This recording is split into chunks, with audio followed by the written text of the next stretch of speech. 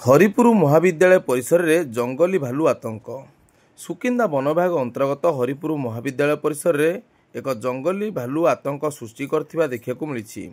सूचना मुताबक हरिपुर महाविद्यालय परिसर में बुधवार राति एक जंगली भालू आतंक सृष्टि करथिबा स्थानीय लोके देखि सुकिंदा वन विभाग कर्मचारी मानकु सूचना देथिले।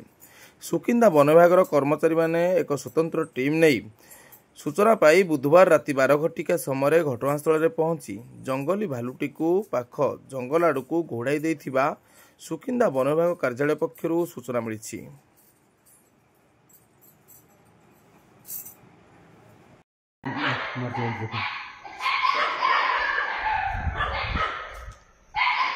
मारी था